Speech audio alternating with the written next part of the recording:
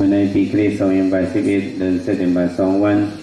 ตอนนี้จงถึงน้องๆเขาจะเขาในมาปฏิบัติตราอุปธรรมศาสตร์คำที่2คำในพองมือสุก็เขาหาไปหอตราเขาไปทำตราในเขาอันกันส่งในมิตรถึงวิญญาณสุตวะทั้งสิ่งทั้งหลายโหมกันหนึ่งก่อนว่าจะในได้ซื้อมาทำตราทั้งหมดทั้งสิ่งอ่อนกันหอบมือไว้ที่ทำดีๆว่าซ้อมหลังเขาเสาปอกหนึ่งยาวเขาเป็นโหมกันส่งมิตรทับมิตรซ้อมกันกาสามปอไว้สีส่งในเขาอมิตรเขาซื้อมาทำตราสังกัดเขามียองอีกคนใจอีกคนใจซื้อมาทำตราเขาพิจารณาใครนั่งใครก็จะได้ทำตรากันในคนนั่งใครก็ได้ทำตรากันเลยยุโยกีเศร้าเขาหรือยกีนั่งยิงอีเรนั่งยิงซื้อมาทำตรากันเลยก็สมหนังว่าพิงตรงเรามีลองยินเงียมีนั้นอ่อนกันนั่งคุกเขาให้ทำเอาตรากว่าเพราะว่าคนมาในเขาเลยพิมพ์ว่าเพื่อนใส่ไวโดนสีทำเอาตราเขาเจ้าติสนากว่าในยุแต่นี่มามิตรตราเฮ้ยโยกีจริงในยิงใส่เอาเขาในคำในอุปตราเขาใส่สื่อว่าตลาดดัดเจอตลาดสังก็ตลาดดัดเจอมาในเขาเป็นโยกีในเขาได้เลยการดัดเจอเพื่อนอ่ะเขาได้เลยดัดเจอเขาอ่ะเขาได้เลยดัดเจอเขาได้ดัดเจอเก่าๆในเขาหลุดในตองไว้จำหนังว่าคนเขาเกิดเป็นคนมาบุญมาเป็นหางในสุขเขาฮะอ้อนกันหาที่จริงปืนเกลือดีห้างพางมันอ่ะเต็มหมวยเนี้ยสัตว์ว่าทั้งหมดทั้งสิ้นตูดสัตว์เมียงนิ้วเลื้อเสียมว่าทำพากโตหาอองยิงปืนห้างพางมันยาวนกอ่อนก็หายิงปืนซ้อมห้างเขาดูอ่อนสังอ่อนก็หายิงปืนซ้อมหูอย่างเงี้ยเต็มมีเพเขียนนั้นเขาเป็นคนมาในเขาก็หาที่ยิงปืนเกลือดีเข้ามาที่สิเมื่อเขาก็เห็นนั้นเขาทำยิงปืนพาในเขายิงปืนพอเขาไม่เขาต้องแต่ยิงปืนพอไม่เขาว่าเปิดมาคนต่างที่สี่เลนมาหอบเอาเขาเมื่อก็เห็นนั่นในเขาความทำสกัดจอมพวกเป็นหอบเขากาอุ้มเขากาในก็เขาไหวนาซื้อบัวเมียวนาเขาก็เมียพ่องเมียไทยเอาแต่เราเขาหาที่ยิงปืนเกิดดีมาtừ thì nên mình ta có vợ mà thì nên đi tăng hụ mà có há tôi chị mừng cơ đi phở hô mà gửi phạt sản nhiều lời này ón cần thật sản này há mà chị mừng cơ đi hàng vàng mà nhau ở cây cà hoa nên nó càng không càng này tâm tin nên sơ na sụt nên ra bình gió hô về hoa hoa hấu cả chuyện tôn mây qua nàyสามารถต้นไม้นั้นหนึ่งต้นไม้นั้นคอนไหนก็อันจริงเหมือนสังเดชคอนซ้ำเขาแบบจริงไว้ตุ้มไม้อันหนึ่งเพราะว่าตุ้มไม้นั้นหนึ่งคอนไหนเขาโกนจริงมันอ่ะสังเดชคอนอ่ะมันเป็นไหนเอาอ่ะที่ในโลกาตรงกลางเนี่ยอันเขาแบบจริงปืนนั้นไหนก็บันนั้นเขาทำกับจริงปืนสั่งไหนเขาทำกับจริงปืนเนื้อพวกโกเขาแบบยิงปืนเลยสั่งยิงปืนเลยพวกโกเขายิงปืนโกเขายิงปืนเมเขาเนี่ยนั่นเป็นพวกโกถ้ามาโกเขาเสียงกาเขามีที่ยิงปืนเกลียวเขาแบบยิงปืนพวกโกเขาแบบยิงปืนเมเขาถ้ามาเมเขาเสียงกาเขามีที่ยิงปืนเกลียวโหหลวงหางนั่งลงเป็นไว้เอาก็นั้นพระเป็นเจ้าเรียกว่าอย่าไปยิงปืนหรือพวกโกมันเหมือนตุ่มไม้เหมือนต้นไม้พอตุ่มไม้ต้นไม้หนึ่งก็เขาก็ตื่นเต้นคอนไหวจอมยาวแต่ในมันมาติดอะไรเนี่ยมีปองหนึ่งเจ้าสารีพุตราเมื่อกันเจ้าพระเป็นเจ้าอายุมันเจ้าก็จำเด็กเด็กชีวะในมา70ไปเก่าเดือดมันก็เมื่อคู่ไปกันเจ้าพระเป็นเจ้าสารีพุตราเจ้าค่ะคันเดียวที่เอานิพพานแล้วค่ะมายังความดีต่อค่ะแต่สารีพุทธาเมื่อกันเจ้าพระเป็นเจ้าเมื่อย้อนเอานิพพานเอาในกองพระเป็นเจ้าว่าอย่าไปเอาในกองพระเป็นเจ้าคำว่าย้อนโดยสั่งพระเป็นเจ้าสัมวาเนี่ยสัมวาพระเป็นเจ้าว่าดีสารีพุทธาเอานิพพานในดีพวกพระเป็นเจ้าอยู่ในวากาเจ ทิฏฐิเขาภาษาต่างคือเอกดอนเขาสำเร็จสิ้นเนพระเป็นเจ้าเขาสำเร็จว่าพระเป็นเจ้าเขาในปันเฮียงเฮอเปินตายที่ออกที่บอกตัวนั้นว่าหลอดตั้งเนว่าว่าอย่างนี้ว่าเอานิพพานะสาธิพุตราเดียพวกพระเป็นเลยในข้างบันสันติวะพระเป็นเจ้าปันเฮียงตั้งตายเต็มหลอดตั้งนี้สังเกตพระเป็นเจ้าสมัยอย่าไปพบเอาก่อนสาธิพุตราก็เห็นในวากาศไหนอันในที่เขาเตกระดอนเขาสันตินี้เห็นดีว่าเนี่ยอ๋อตัวโกธมาเนี่ยมันสอนในเส้นตั้งนิพพานตัวในเปิ้ลเคยกล่าวก็สำเฮกล่าวว่าที่เป็นตั้งนี้หลงเสนอก็เป็นพระเป็นเจ้าเขาหวนถึงในพระเป็นเจ้าเขาอุ่นต่อพระเป็นเจ้าไม่หรือว่าพระเป็นเจ้าว่าสารีบุตราหน้าการสารีเอานิพพานนั้นมันตั้งมันหัวเอาหางของมาลาวันไหนมันหลอดความเนของคอเนี่ยจังรอดับพระเป็นเจ้าเป็นทางสารีบุตราเมื่อติดเมื่อเอานิพพานนั้นเมื่อดีก็เอาที่เธอองที่เมื่อนั้นสอขับคาร์วีเขาขังมือโคตลาเป็นเมคาร์วีเอาเมคาร์วีในซึ่งเป็นนิสสัยที่อยู่ค่ะก็นั่นแหละคาร์วีที่เมื่อเอานิพพานที่เฮิร์นเมเขาองที่นอนองที่ลุกขันอันเช้าเกิดมานั่นค่ะที่เมื่อเอานิพพานนั้นลุกขันนั่นสารีพุตรามื้อหน้าถ้าไปมาตั้งเมื่อเลยตั้งใจก็ดีในทำกันเพียงแล้วตั้งลุงน้องตะปีอยู่ในก็แต่ที่คอยกันก็เบี้ยวที่เขานิพพานเนี่ยว่าอยู่ในเนี่ยเมื่อเนี่ยพุ่งกันโคเหมือนลุงน้องตะปีฟองพอตนะสั่งสอนอ่อนนี้เขาฟองเน่ร่างเป็นเราฟังมันให้เจ้าสารีพุตราเนี่ยพุ่งกันโคแต่ที่เนี่ยพุ่งกันโคนั้นพระเป็นเจ้าอยู่ได้ปันเนี่ยขับปันเนี่ยกุมุนฟุ้งเงาเนี่ยที่เสมอเจ้าสารีปุตราคาเจ้ามกรันคาเป็นดอลาปาราดาสากะเอาสปิดอันสถิตเขียนไว้หรือไปในโขกนั้นมาให้พระเป็นปิญญาปะอย่าหันเขาทันโกติมในจ่าผู้เดินโคเจ้าคนในจ่าผู้เดินโคแล้วทีนี้เจ้าสารีปุตราได้เอานิพพานในพระเป็นสารีปุตราในพุ่งกันกู้หายหันเขาเล่คนมันคนเบิ่งเขาเล่พอตลาสั่งสอนเขาเล่เจ้าสารีพุตราเขามันออกจองปลาเป็นเดียวกับมาจอมส่งมันจะทำให้เขาสตุตาสารในมิ้นขึ้นกลางเขาตาหมอกตั้งสูงมันต้นฐานหนึ่งต้นเยาวขึ้นดินลงมาคุบไว้ดินพระเป็นเจ้า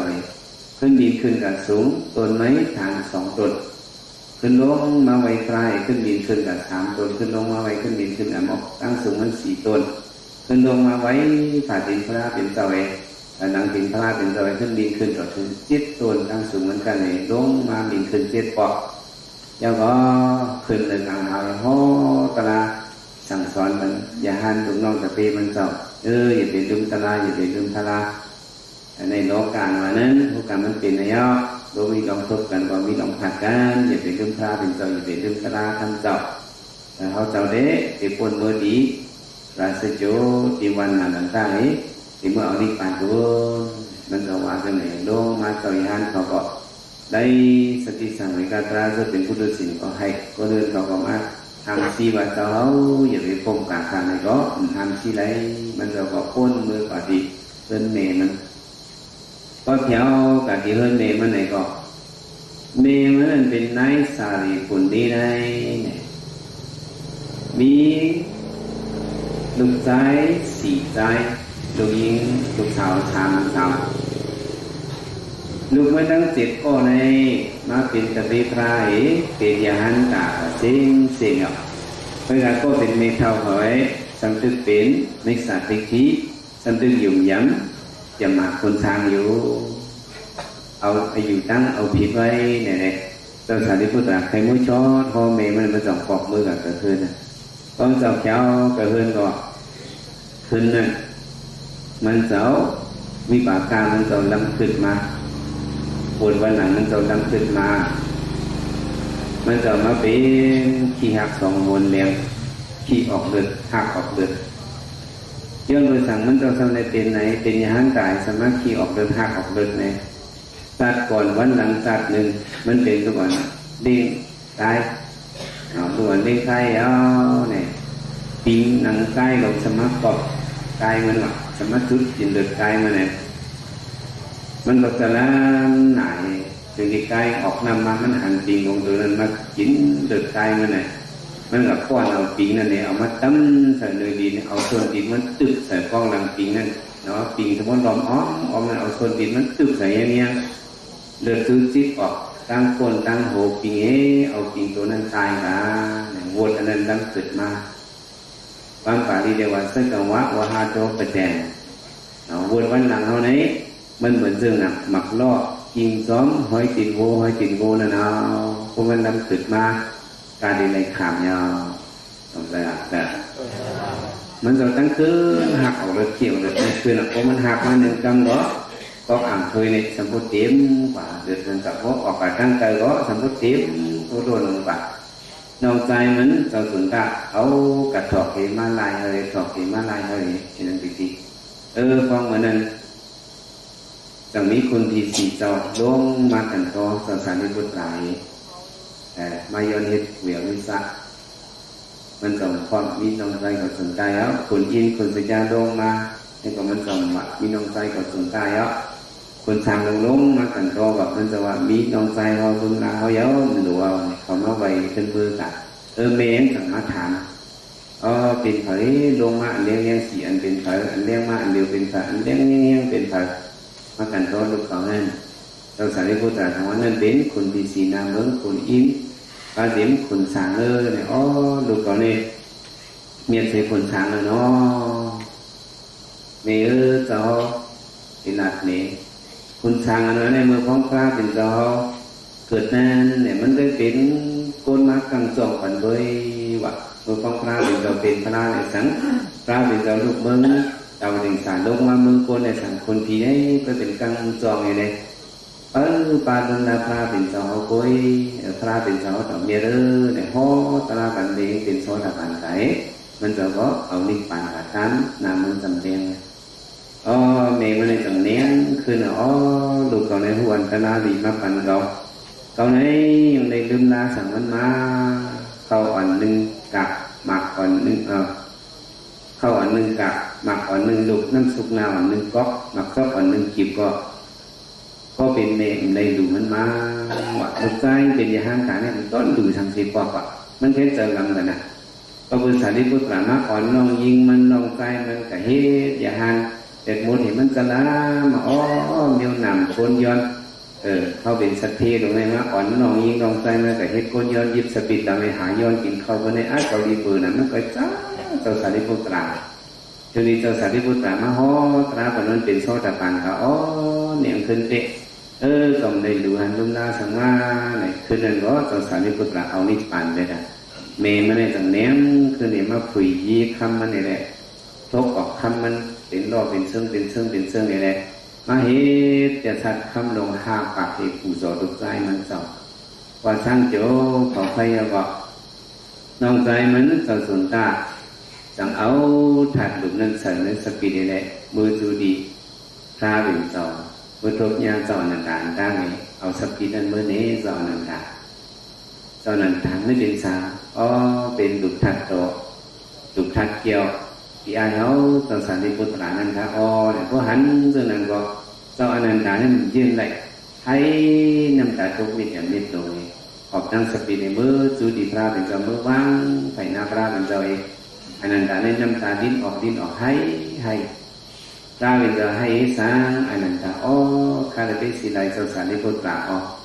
คนมา7 วันนั้นยังติดเหน็บคุณจันโกฮตลาบันสังขารยานอยู่ยังเดี๋ยวได้คือถัดถึงมันจะก็ยาวมันจะเอานิพพานคาราเบสิไลน่ะให้เที่ยงอนันดาสัมให้มันจะเป็นโสดาปันโดยเป็นสังไรโสดาปันมันตึกนี้โสกับตึกสีว่าตึกนี้ลองสีลองไม่ลองให้ลองห้องอยู่เอาอันเจ้าอนันดาเนี่ยเอาถังคือว่ามันจะในอายุการเลยในข้อมือนั่นเจ้าอนันดาก็อายุจำเต็ม80ก็เลยว่าเป็นอย่าหันเท่าลงให้กูมืออื่นพุทธตอนขึ้น ta bị cho hay sáng anh anh ta ô khai vi sĩ đại cho sản đi bút là mình cho ấy cái dự thở của hố ta bằng tất cả họ lấy thầm nhìn đến thăm ta mình cho ấy biến cú sổ làm với con lấy mặc cụ này ô khai vi sĩ đại khai cao này hay ta bên mà anh ta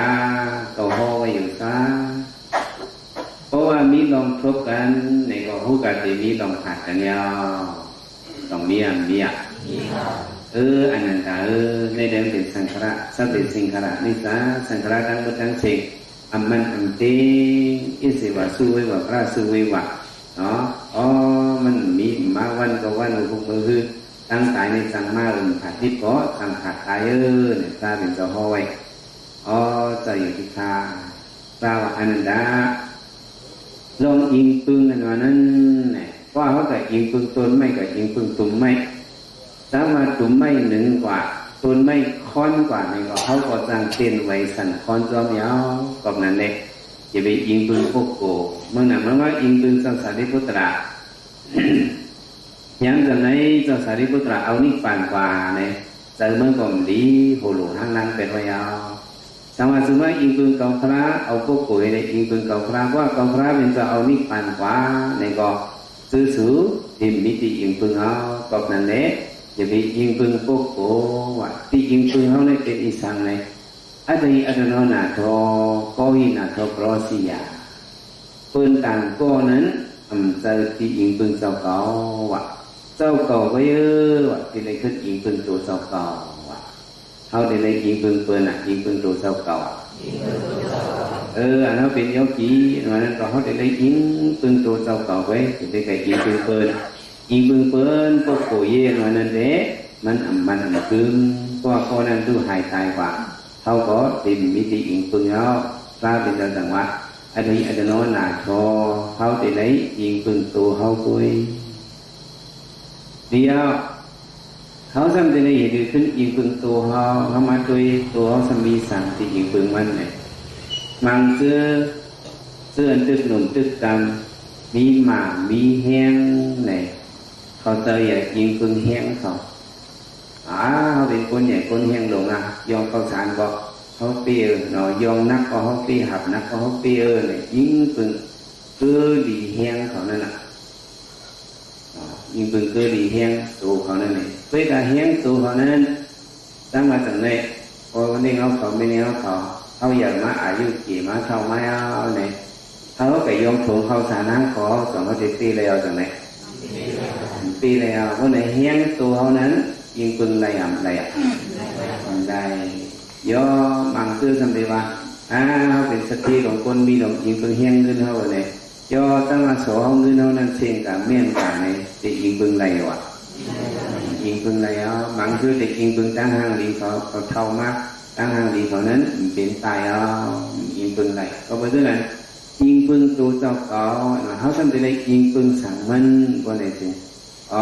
เขาได้ยิงปืนตะลาในตัวเจ้าเก่าได้ยิงปืนหักตะลาในตัวเจ้าเก่าเนี่ยเขากัดเธอเนี่ยก็มันเป็นยิงปืนเกลือดีเขาย้อนโดยฉะนั้นเนี่ยเขาโดนได้ฝึกเขาหมอหูหันตะลาแต่ที่หูหันตะลานั้นเสียนปืนสมิติเธอเนี่ยเสียนปืนมิติเธอวะเสียนปืนมิติเธอมิติเธอเขาพอเธอเขาหมอก้อนพิงกับดีๆงามๆเนี่ยจังหวะตะลาไหนหาตะลาญาณตุญาณเธอเขาหลุมหมอทิ้งเธอเขาอันตางเสียนปืนมิติเธอมโนโกวิงกับมันธรรมมโนสิทธามโนมายาเธอไหนเป็นปืนอย่างปืนขึ้นหลงมาพวกโกตาได้เลยเป็นซอดาบันหนึ่งก้อนมันเหรอมันดูพูดจับแต่มันดีงามมันดูก้อนทิ้งไปเลยแต่มันดีงามแต่ที่วิสิกิจานั้นมันดูเอาวิปัสสนาอย่างเทียบแต่วิปัสสนาบางอย่างตัวอย่างเทียบมันจำเป็นขาดตาเพราะฉะนั้นเนี่ยเขาติไหนยิงปืนตะลาเนื้อตัวเจ้าเก่าแต่ที่หัวตะลาเนื้อเขาซ้ำติไหนเหตุสั่งอันตาเนี่ยเขาติไหนพึกหลัดเจอเขาอันตาติไหนเรียนดังพึกหลัดเจอเขาในอันตาเปิดเทียนเปิดมิจิตเจอก็เพราะฉะนั้นเนี่ยอันเอาโยกีมาเหตุการณ์กระไรในของว่า เฮามาดัดใจเฮาผู้กตราเมื่อสวัสดิ์ตรากันตราดัดใจย้อนดูสั่งเขาจะมาตราดัดใจนี่นิ้วเตอเฮาไอ้ก็สั่งเลยซ้ำดูดัดมันเนี่ยว่ามันซื้อไว้อยู่เด้เฮามันตับดูดัดแต่เฮาว่ามันซื้อเนี่ยมันตับดูดัดไปกะแต่เฮาไหนมันไปปากซื้อมันตึกงอกงอกเงียบไว้แต่ดังแต่เฮาเวลาซื้อมันตึกงอกไว้มันตึกกดไว้อ่ะไม่อันซื้อนั้นเฮามันตับดูดัดเด็กอันซื้อนั้นมันตับดูดัดอันตึกกดไว้อันตึกมองไว้อันตึกโกงไว้อันตึกงอกไว้นั่นเด้ที่เล่นดัดทำเล่นดัดตนาดัดใจในก็ใจเขาก็มันตึกงอกไว้มันตึกกดไปใจเขากูก้อยเอาใจมันใจทำโยกี่ก็สังเกตว่าสุดคำโหตราเขาเพิ่งมาเห็นโยเกี่ยวซึ่งมาใจเขากดถึงที่ว่าบ่ทำใจเขาว่าไม่ดีนำกดกูเควะ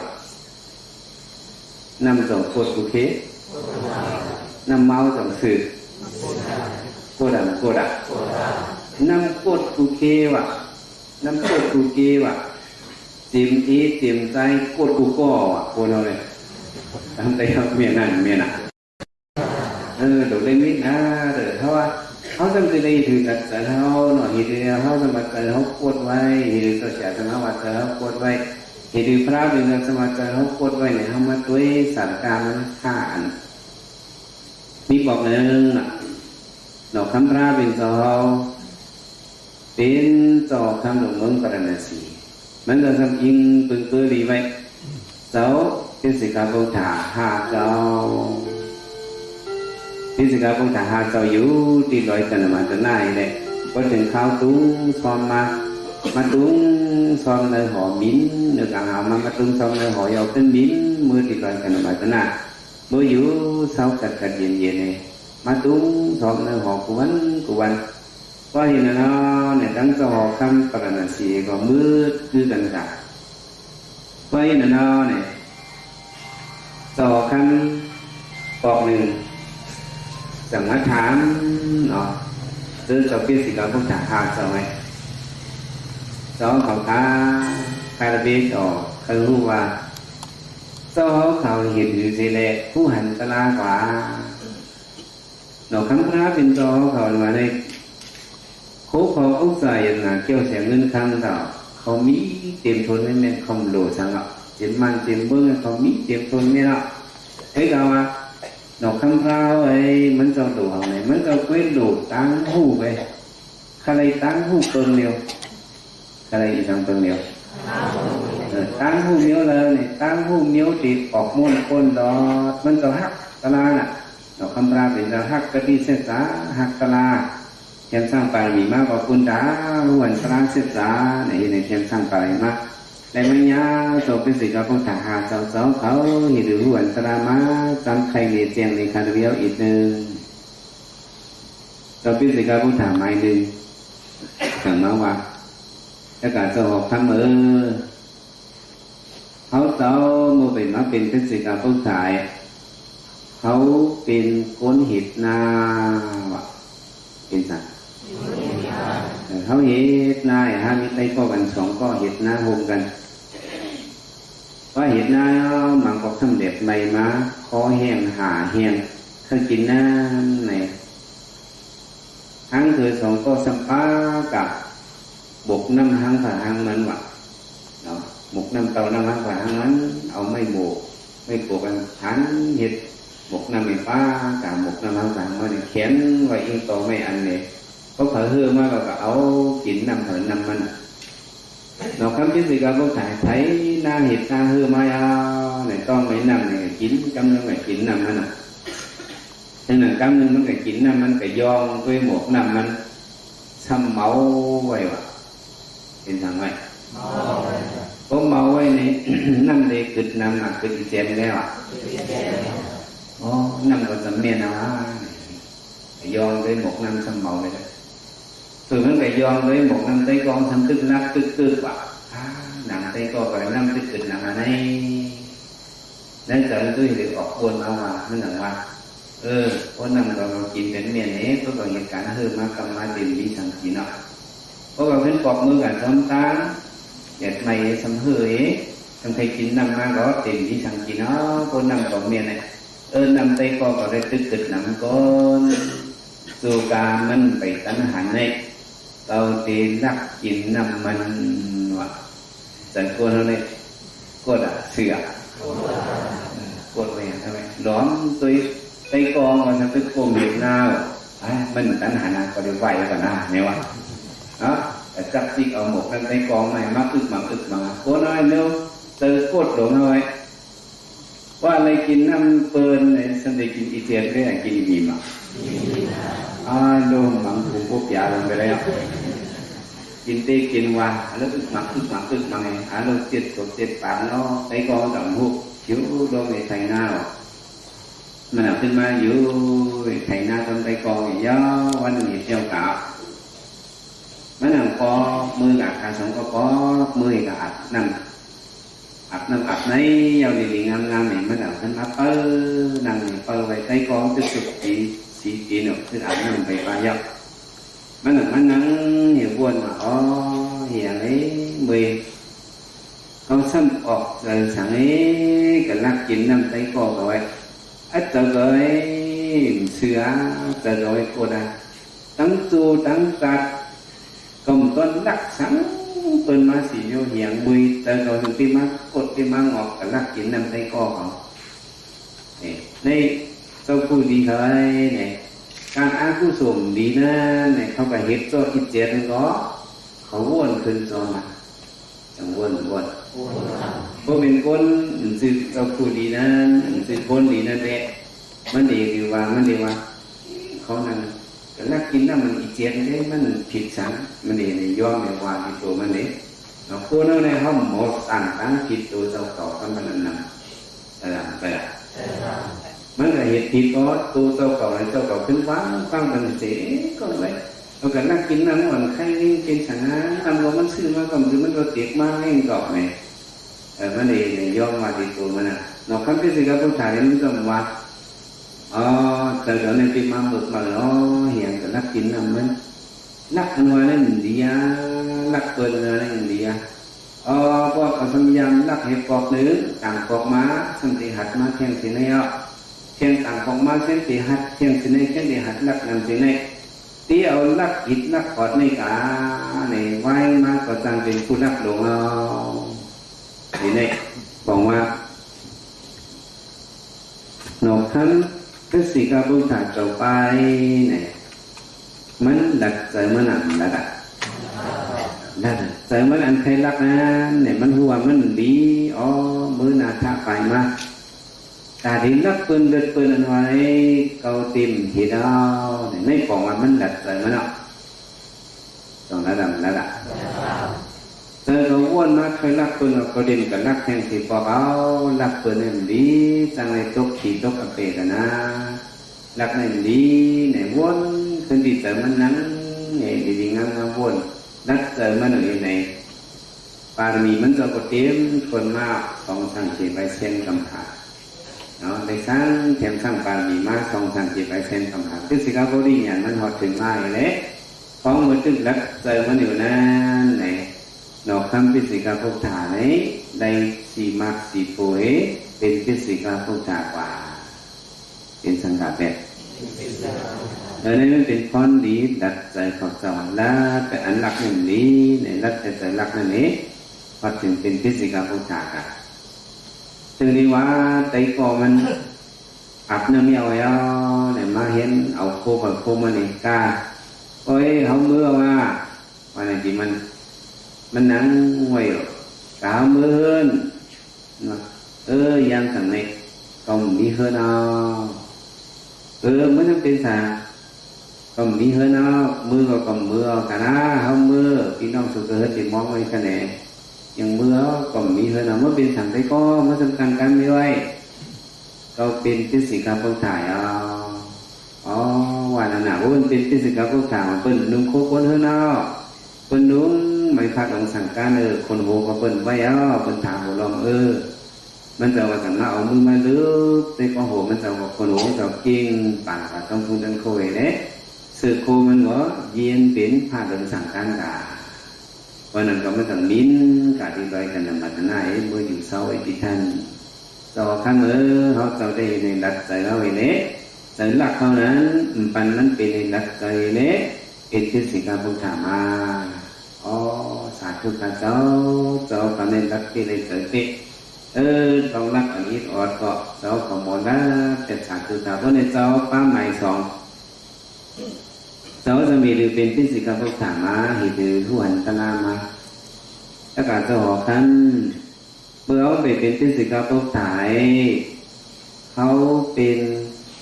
ก้นขายโคนอากาศเป็นก้นกะเป็นก้นสั่งฟังวันหนึ่งเขาจะขายโคนอากาศตัวนั้นจังมีลูกเคยมาลูกเปิ้ลมาอันที่เอากันนั้น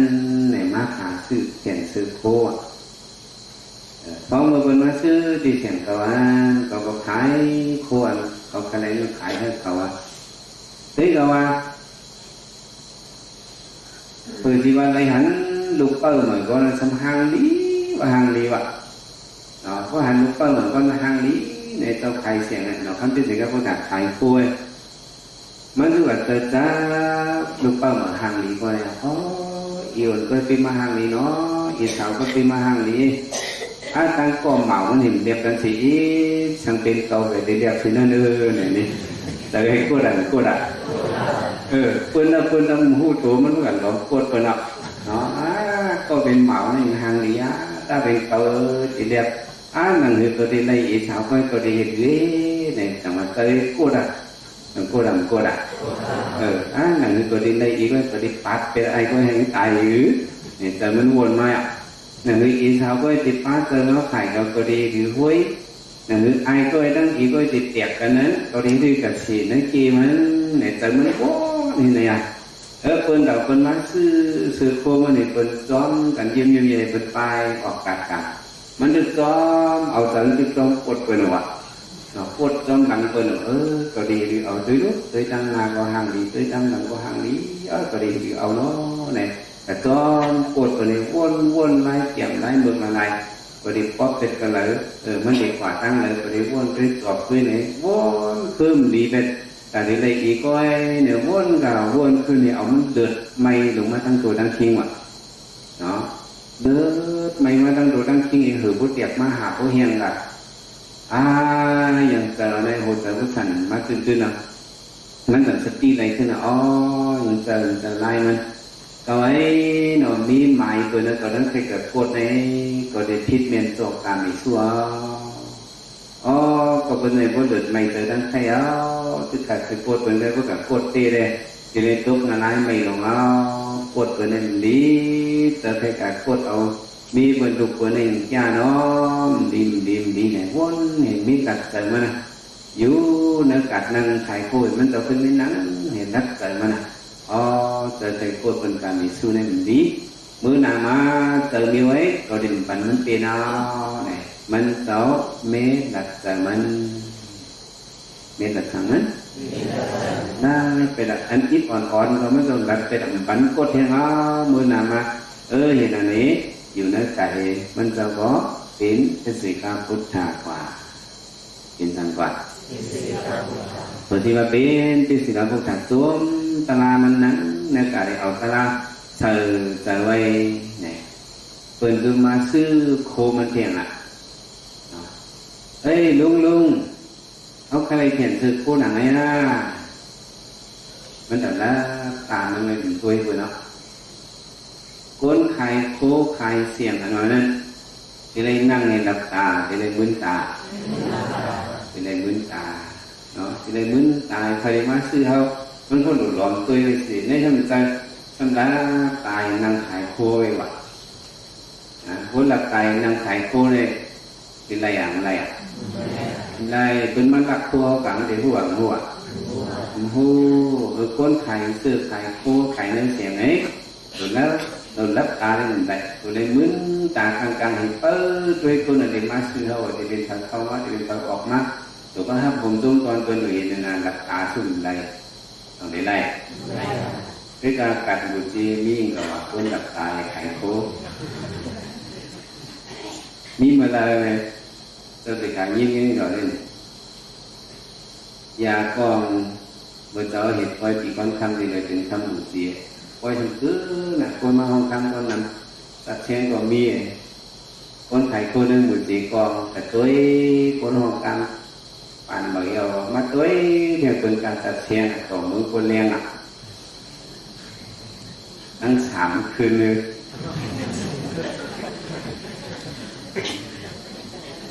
ไว้ยาวthì còn qua mướn liên mà có quay bây giờ mà có lúc mai lúc thì bằng quay cọp mai cả là cả bơ khải khô là nắng nghiêng nắng thì bơ khải khô sao bị khải này đập tài khải thì khải quay cặp cũng sao đập tài khải con còn trong cả sư mặc cửa sổ nữa nè ê có cái này mặc cửa sổ mới à sáng còn mướnเอาซ่องมาเป็นซ่องมันใส่เอาน้ำของมันจังเอาน้ำของอะไรมันจังเอากับนึกจอดมันนั่งมือตาเอามือเอาไม่รู้ได้ไปแล้วบุตรีก็มีเงาคนหลับตาไฟโคตรแต่หนอคำที่หนึ่งครับคนไทยเป็นหลับตาไหมไอ้ลุงซื้อดูใครในโค้งขายมันมึนตามันไหมอ๋อผมขายเอาคุยผมซื้อเสียงนางให้เอาเนี่ยว่ะเป็นเสียงเมื่อถ้าซื้ออันตั้งคุยมาซื้อเสียงเมื่อถ้ามันซื้อเสียงมันซื้อโค้มายังเจอยังเจอไหนเราเป็นที่สี่กับผู้ถ่ายวันน่ะเป็นที่กับผู้ถ่ายก็หนุนลุงมันขาดเรื่องสังกัดนี้โหลมเป็นหนังคือเจ้าเขามันจะว่าจะมาดูคือก็โหมันนี้tôi từ tổ mình đó yên biển sẵn sàng và khổ khó thì nổ lòng và lúc này cả đấy min quả lý rồi cả nhà mặt nát cả hết có sau phá thì đường nên sau khăn họ sau đây thì này là họ còn cả người su nên phần tiền này đấy hành ca ma sauเขาđi nắp chấm tiền nàng khảo họ tiền sau họ khăn này lấy có hành động năng xảo cũng có là có thể mở ở hồi gì đó thôi tức giờ cô đồ khá cháu cầu hiện nay là khá thứ cháu mà cháu có gì các bố thạp ba mày sàm cháuจะมีถือผู้หันตะลามากาบอกดีนึงแล้วก็บอกท่านเมื่อเขาเจ้าไปมาเป็นพฤติกรรมผู้ชายห้านี้โอลุก2 ก็แต่วันนึง5 2 ก็โอลุกสมาเป็นเลยกับเจ้าปีเจ้าลองตั้งงานต่างปีต่างเรียนต่างปี4 เรียนนั่นแหละทั้งคือพอลุกสมบอกตั้งมาว่าเอาทั้งโคเรียนหอกเขาจะปักบอกตั้งที่มือเจ้าปีเจ้าลองเขาต่างมันต่างสวยเขาตั้งนะพอลุก2 ก็ที่เลยกับนั้นเนี่ยเนื้อถื่นอันนี้สมิโจรว่ามีทางมีโจรหายว่าให้โจรทุนในทางเกิดพอลูกเขียวมาตีอิงเด่นเถิดเอาเนี่ยก็เป็นครูมันเนี่ยแต่มาว่าที่ถูกใจมันอ่ะถูกใจทางเกิดที่เข้ากันนั่นเถิดหนังไอ้มันมีโจรให้ที่ตียามีโจรเราจังเป็นหังปอถ้าด้านมีโคสังเขาบอกจังโจรหังบ่ยังไรโจรทุ่มไม่พวกคนเข้ากันนึกถึงในกระโดดได้สีมิ้วๆว่าจ้ามาหาเป็นโอลุกันเข้ากาเนี่ยคำในโค้สั่งเลยเขาสั่งหยอกหัวไว้จังขึ้นจะมือเอาเงินนี่ขึ้นมาฉุดเอาหลังก็เขาสั่งหยอกไว้ลูกเขาจะหัวขึ้นมาฉุดเอาอย่างนี้ก็มีจนจุ่มไม่คนเนี่ยฮะที่ได้อยู่ดีที่ได้อยู่อู้เขาสั่งว่าจะดีขีดเลยเขาได้สอนเมื่อเรียนเนี่ยว่าที่สอนเนี่ยก็เลยสอนมึกแก่ได้อย่างนี้ถ้าลูกอ่อนนั่นไปหมอเป็ดแล้วเนาะลูกอ่อนนั่นไปหมอเป็ดก็เลยสอนมึกเป็ดนะที่ได้อยู่เป็ดจ้ามาหาไก่เนี้ยจนในติดถามว่า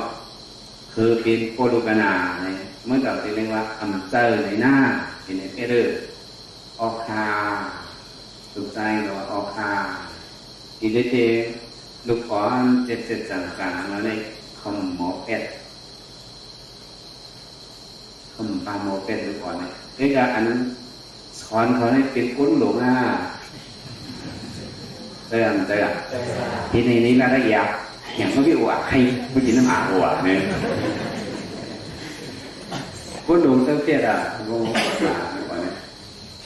ในปูเตือนเป็ดต้องเราแค่การdo từng điều cả chào nơi trời nào này chuồn còn mắt chuồn khám còn đột tệ mà phàn với cô khám mắt ơi miêu đi áo còn mi xì miêu à cả hắn họ không hay cả đi chơi có không thấy gì gì vậy chẳng áo chẳng ăn chuồn còn coi đấy chuồn với mắt tham à ơi na từ thành vườn cái này cái cô cần có tham thôi tin được sai không ạ sai xa thì vậy thì biết u du àใจท่า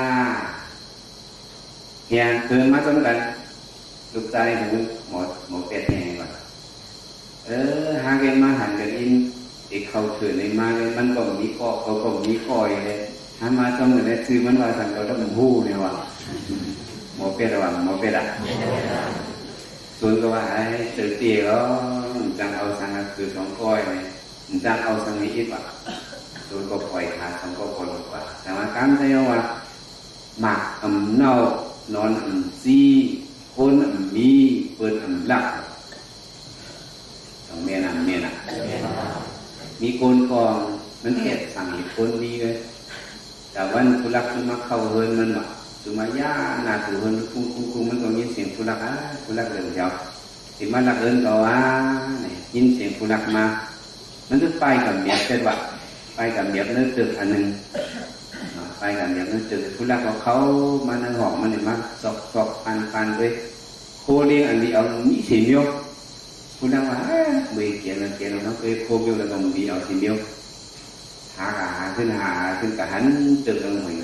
โคดีสีนี้นึกตึกนั้นก็ผู้รักก็แบบคุยด้วยไกลตึกเลยนะก็คุยด้วยในก็เตาเฮิร์นมีอยู่นึกตึกเตาเฮิร์นจะมีเรื่องว่าเอามือทอดน้านี่ว่าเกาหลีไอ้ไม่ติดตีฮะเนี่ยวะแหงมันก็มีในว่าเนี่ยวะมันเป็นตัวเฮิร์นแต่เกาหลีไอ้มันก็มีสั่งงานไปแก้ดีเก้เนี่ยวะมันรักเขามาหาไอ้กี้ก็เกาหลีไอ้ไม่ติดตีเนี่ยวะคุณเราขึ้นหัดเกินแต่คลื่นเนี่ยออกเกินกาเลยมาเน่านอนสองสีคนนี้สองเป็นหลักคนมีเป็นหลักมาเน่านอนสองสีเนาะสองก็เลยลงมีสังส่วนมาตัวก็มีเอาสิ่งนี้กะละเขาก็ออกเกินกาเลยก็เป็นตีมันแบบโจ้เหมือนทางอาบน้ำในหุงเข้าไปกินเข้าหางตีมันนี่ดีซุปเนี่ยตีมันเดี๋ยวว่าอีกเอาไว้ไอ้ตัวไปสอนมันอีเจนเป็นโมเทสหรือวิทยาเนี่ยหลุงอุ้งทำเอากลุ่มเหมือนรู้ส่วนก่อนในส่วนห้าก่อนในซุ้มหันเขายำเห็ดหยอกฉุดตั้งยอไปให้ลูกมาฉุดเอามาฉุดเขาก็มีนะสองก็ลูกเด็กพวกน้าเนี่ยซุ้มซื้อเลยใส่เอากลุ่มหัวนะทำกันหนังในพวกน้าไปหนีเนาะเพราะเลยกับเทียบปืนมาเหรียญปืนมาเขาเลยนำเมียนำตอนมันมาเนี่ยเราเลยเตยซุ้มมาซุ้มต้องจำใจพูดก็นะอาจจะเรียกเอาอย่างเทียบก็มันหัวเห็นไหมทำมายอมเอากลุ่มมึงเขาหนอคำที่สิ่งที่เขาถามก็เป็นดุมันต้องบ้ามันมาหงเขาไอ้ตังหมอกเขาไอ้ถ้ากูมันกะเก็บยอดถักมามันđóมันสั่งวนขึ้นนั่นแต่มันที่มือเขาก็เอ็นมาต่อถึงก็เหยียดถึงให้ในเทียบเปิลอันว่ากำต้นเห็ดมาสิปอเหียงใบกระทำมาเทียบตัวด้วยเนาะสุดที่ว่าไม่เป็นกูเกามันมาเนาะส่วนมาถามว่าไม่เป็นกูเมื่อไหร่เขาสังเกตกับปากหน้าปากตาเขาว่ามันใจต้องไปว่าเขาหมูจักกันคือมันเป็นสังคมหมู่เขาก็เห็นเขากับเทียบเนาะกำต้นเป็ดเป็นมาสิปอกปอกไม่เห็นก็เท่ากับเป็ดเรียนเป็นเนี่ยเติมมันดีเอาเป็ดเรียนมาเนี่ยดีหรอเอากับเป็ดเป็นเรียนเป็นเนี่ยจ้าเนี่ยมิ้วคนนี้เจอดีเจ้าผู้ดีเขาเนี่ยกู้ส่วนจิตเจ็บหนึ่งก็คำเทียดต้องจำใจคนเบิกเดินเล่นคือกู้ส่วนในนี้อีดอเตะค không mắt đến sáng giờ giờ luôn luôn có họ hát hết và lắp đặt cả vườnเขาสร้างเห็นไหนอ่ะคนดีเองแต่อากุศลอีกนึงไหนบอกอ๋อหนังอย่างดีก็ต้องไปเห็นดีสังเนาะตามวันอากาศซื่อๆก็เย้าซาศีลเขาก็หามันเนียงคือเนียงม้วนขึ้นอ๋อแค่ตัวนั้นมันดีเมื่อนามาเกาดินแค่เถอะดอกแค่ตัวนั้นมันดีไหนที่ไหนมันดัดแต่มันอย่างดีแต่มันดัดแต่มันแต่ว่าเจ้าผู้ดีเท่านี้อันดีอิดอ่อนอดหนึ่งก็เขาถึงเคยเห็นแค่ก็ไม่เคยเรียนก็ไม่เคยเรียนเอาก็ไม่เคยเอาเห็นก็khôngเคยเห็นว่าอันดีเนี่ยตั้งดีอากุศลเนี่ยเจ้าผู้ดีเขาอริยเขาเจ้าเขามาเมื่อหนังสังเนี่ยอากุศลกันดีเขามาเมื่อหนังฆ่าต่างขัดเกณฑ์ยักจำอากุศลในเขาว่ามันเป็นนั่นเนาะรักกันเสื่ออากุศลอริยเขาเจ้าเขามาว่ามันเหมือนเคี้ยวเหมือนจังเคี้ยเนี่ยพวกคนลงในมีน่ะเด็ดเอ็นมีนั่นคือหัวเมียงม้วนหรือหอมอ่ะอันเอ็นเคี้ยก็มีน้องซะมันจะอ่ะเจ้าได้ถามได้ยกกี่เขาถ้ามากอกน้ำเขาใส่ไว้น้ำเลี้ยงหวานเขาว่าละเขาใส่ไว้น้ำกอกปีก่อนกิโลก่อนทำบล็อกมาจบเสร็จแล้วมันเดี๋ยวกี่เขาจะกินอ่ะที่ถอกเป็ดอ่ะซึ่งกระสิงสีลายก็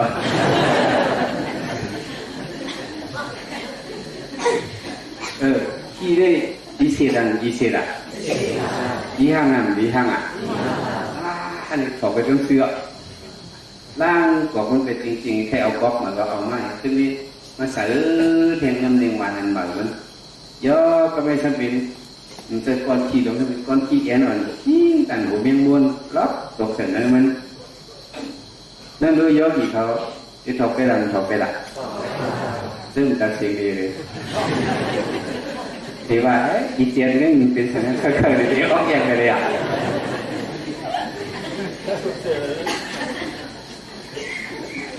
มิวขี้เนาะมิวดีฮะอีเจียนก็เป็นเอาอริยเขาเจ้าผู้ดีเขาเนี่ยอากุศลใหญ่อันนั้นก้อนขี้ใหญ่ก็เขาผมส้มต้องใจก้อนขี้อ่อนอีเจียนก็เขาจะผมส้ม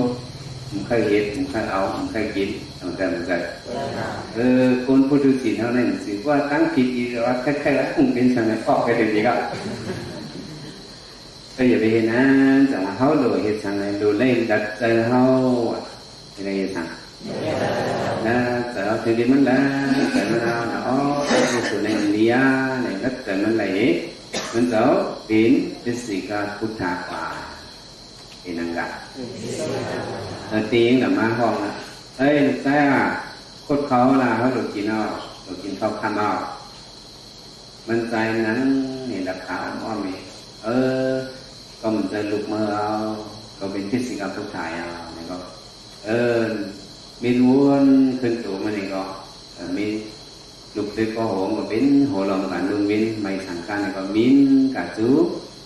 ขาของเจ้านะเจ้าข้ามเขาจะได้ไหนดัดเจอเขาอันแก้เลี้ยงตัวไหนเลยเป็นที่สิ่งการพุทธามาสาธุพระเจ้าเขาใครเจ้าข้ามอันนั้นมึงถึงในเป็ดก็เลยเป็ดมึงถึงในเลี้ยงก็เลยเลี้ยงมาเขาใครเกิดขึ้นกดนะไปเป็นไหนเจ้าป้าไม้สี่เจ้าจะมีถือเป็นที่สิ่งการพุทธามาใครอีกหนึ่งต่อข้าเมื่อเป็นว่าเป็นที่สิ่งการพุทธาเนี่ยเขาเป็นชิ้นกี่นั้นมันเป็นสังถึงที่ว่าคนยุคเขาเป็นชิ้นกี่ในเนื้อมันนั่นน่ะเป็นคนนั้นมันเนื้อส่วนเขาเต็มเป็นอากุศลนั้นเนี่ยเขาถูกไปเขาเห็นไว้หมายมีเนื้อมันเขาก็เต็มในเถือหมูเถือไก่เถือวัวเต็มในเหี้ยมตัวสัตว์ตัดเมียงตายเนี่ยในเป็นหมายมีเขาทิ้งจิตถูกไว้ คนมันคนส่วนเขาก็พร้อมนี่คนตั้งมันตั้งส่วนเขาก็มียำวุ้งยำไก่ยำบุกเขาก็เอาใจตัวสักกัดแมงนั่นมันเขาเนี่ยย่อถึงหนึ่งกองมาตีมันเขาไว้เขาจะมีปล่อยขอบกบปล่อยสั่งไหนปล่อยขอบกบปล่อยกินจ่อวะทุกต่างเขาไว้ทำได้อย่างทำได้ถือหมูถือไก่เฮิร์นเผยเฮิร์นมันเห็นเลี้ยงกันตั้งมันตั้งส่วนว่ะติ้งตีน้องซื้อไก่ซื้อสังซื้อไก่ห้องไม่มากินจ่อนี่เป็นทุ่งต่ำเขาอ่ะเขาก็ย้อนติดทิ้งจีนี่เป็นทุ่งต่ำเขาหัวนิดชายาวนิดไว้เขาเปียกอะไรที่น้องเอาตีไก่ก็ตีมาบุกผู้ไก่เขาย้อนถือหมูถือไก่เขาไอ้เลี้ยงพี่น้องแช่ทิ้งจีอ่อนพร้อม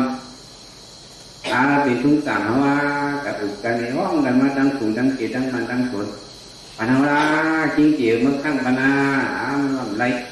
คนมันคนส่วนของพอมันเมื่อที่ข้างอะไรมาจ้าสันตาไผ่นาเฮือนนั่นหรอไอ้เมื่อจริงเกี่ยวเมื่อปัญหาเมื่อปัญหาเขาปัญหาหุ่มปัญหาเขาปัญหาบุรุษเขาไก่ตะไก่เขาเมื่อที่ปัญหาเนี่ยมันนี่การจะไผ่นาเฮือนมันเนี่ยมันก็ต่างถือก็กลมต่างว่าเลยก็ได้มันเธอปัญหาคือทำเสียก็เอาสุวรรณเสียกันก็เหตุละมันในว่ากาวะคนหนึ่งคนวันคนส่วนก็ตัวเนี่ยจริงจีปัญหาเขาว่าได้ก็เลยอันเป็นคือมูถือไก่ถืองูถือไก่นี่แต่จริงจีอาหารตัวสัตว์กันเมียเลยตายน้ำแต่มันดีมันนั่งเกินมันหนึ่งคนปัญหาที่ปัจจัยตัวแต่เป็นตายนี่ดีอันนี้ดีสังเกตว่ากองข้างมันเราก็ย้อนในกองข้างวันนี้ตั้งจิตในมัดกองหัวก็เอาตายตัวนี้ดีมื้อหน้ามาก็ดิ่มข้างประเทศเอาการเลี้ยวเธอเอาคนตายก็ดิ่มฮีรักตัวเขาก็ฮีรักเงื่อนเอาเบี้ยวมันนี่เป็นการแต่งมันน่ะอยู่ที่เพราะว่าทิ้งจีเป็นสิ่งที่พุทธากว่ามันก็มิ้นมือดูดีทางเจ้านั้นเขาต่อยังไงต่อคำมือสาธุขาต่อคำนึงอันนั้นปัญหาเขาจะมีถือหุ่นจะนามาถ้าเก่าทั้งเขาก็ยังเป็นทิ้งจีมันก็เขาจะมีถือข้าเขาจะมือเป็นทิ้งจีไอ้เขาปิ้งยับไว้ว่าเนื้อมันเนื้อส่วนเขาก็ติ่มในกินเราติ่มในกินยาในเวทอามิงเขาทิ้งจีโกงไว้เรายาในมันอ่อนปนเอาดีตั้งวันนาเพื่อเอาขี่ตั้งวันเพื่อเอาขี่แล้วในประเด็นในกินเราประเด็นในกินยาจริงๆในตัดไว้คนตั้งมันตั้งส่วนล้วนคนหลงก็กินดองกินยาด้วยกันมันเท่านั้นเขาสมี1 ปี1 ปอกเขาสมีไว้กินจอดอกปอกไว้นะกินจอดอกปอกนอกน้ำพิษที่โถกันมาง่ะเมื่อกินป้อยกินเราคันมิ1 ปี1 ปอกได้เป็นทุ่งต่ำเขานี่นะครับทุ่งต่ำนั้นว่าของสั่งในเขาวนด้วยทุ่งต่ำนั้นสีก็อ่อนฮิตกว่านั้นน่ะนึงก็พูดนึงก็หันนึงอ่อนฮิตเพราะฮิตนำมาก็เป็นทุ่งต่ำไปต้องการแต่ทุ่งต่ำนี่ก็อ่อนทำก่อนฮิตมันนั่นจุ่มนะเจ้าว่าทุ่งต่ำนั่นเป็นทำจุ่มเห็นไหมทำในความไทยเขาบอกว่าทำในบอกว่าทำงานในบอกว่าฮิตการว่าทำจุ่มแล้วว่ามันฮิตจุ่มซีก็เป็นห้องทุ่งต่ำต้องการแต่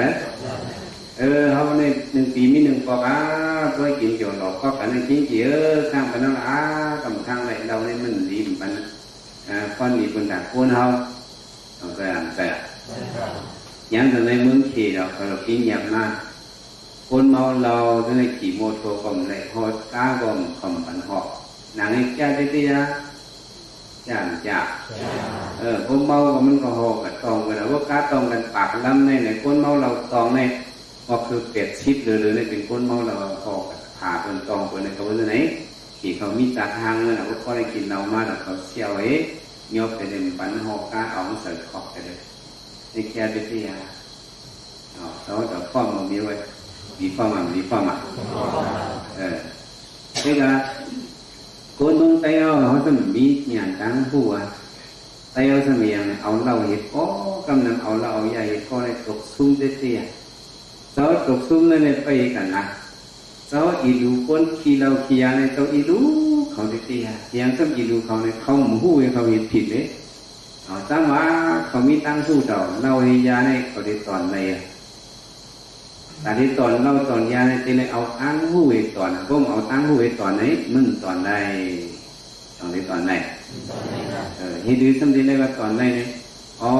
ตั้งจิตเราไอ้ห้องมันนะว่ากินเนี่ยเมาไอ้พระเป็นเราแต่เพราะว่าจะเลยตกอะไรล้อหักเนี่ยล้อหักกลุ่มปีจะเลยตกอะไรรอรู้ว่านั่นพุทธกันบ่ในคืนสี่เฮงปีเมืองว่ะไอ้ปีเมืองสี่เฮงปีเมืองอะไรก็เอามาสอนถึงเมืองโกนเอาเนี่ย57กุกตีไป6 ล้านปีเมืองโกนเนี่ยเป็น1 วันรอระวังอะไรเลยวะนั่นเป็นสี่เฮงปีเมืองรอระวังอะไรที่กระขาเรื่องอะไรมองใหม่ตรงนั้นน้ำเหล็กน้ำต้องหล่อเขาเนื้อปากมันนะเขากินเราเนี่ยมันไม่เข้ากับเนื้อกงห้องคอใช่คือกระตุกอะไรเนี่ยย้ำน้ำเหล็กน้ำต้องหล่อเขาเนื้อปากออกทั้งหูโสกหูหูหูตาหูไฟน้อยไฟดงออกเมียนยิ้มเจอดังคันเลยค่ะย่อจะออกมาอะไรมาเป็นสีรู้หยอง5 ปากกัดรู้หยอง5 ปากกัดมาหยอง5 ปากกัด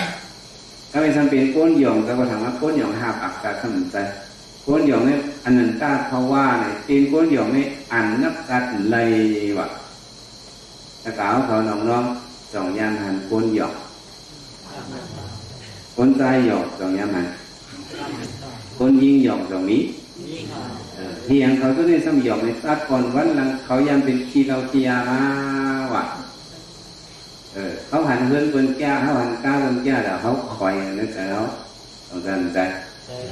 กระหันก้นหยองในก็คอยมันมีเดี๋ยวกี่เขาคอยก้นหยอง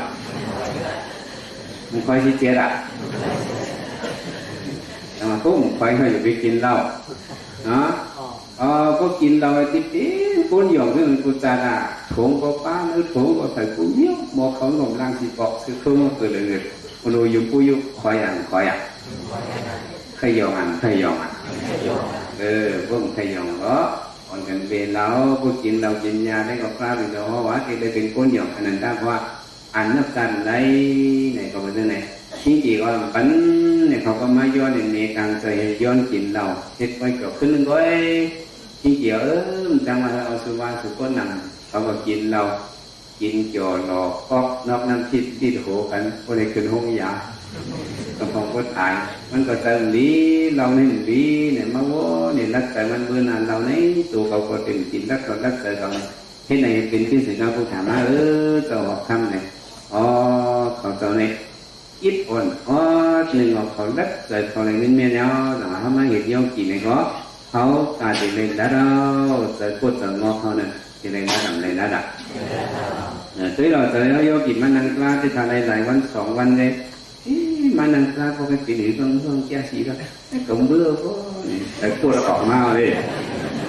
cho nên thì lên phần cô đã thì lên đã đặt mưa tao này lấy cái gì này đã được tao phải nói vì trước đây 2 วันđấy yên giờ là nay dừng tự ra là hôm đó đây cô thì bước phu cái cổ xong cô có phai nên từ cô thôi nàyมันออกมากุฏิถูกไหมตะล้าดัดเจอในดูได้ละปันมันกูออกเอาตาดีเลยดัดเจอให้ก็สื่อเดือดสิ้นตั้งวิปัสสนาที่ได้เห็นถือในก็เทียม2-3 วันมาเขาติดสืบพอตะล้าในกับมือเขาเยี่ยมเขาเป็นสิ่งที่ผู้ถ่าหาเขาtừ lý ít còn có nên họ đủ mấy đất để tiếp về đi đâu vậy thì mình miền họ đủ lấy tiền ta na đặt tới này là on cần mò đất rồi ăn vàng mà nấy là ní tới sự để xin tăng ra để choถึงมาบริปันติกติเย็นดินนี้ด้วยเข็นอะไรยังงานยาห้างยาเดียกับอย่างการกุศลกุบากุคนกุนังทั้งหมดทั้งสิ่งสีกำเลยตาเนาะ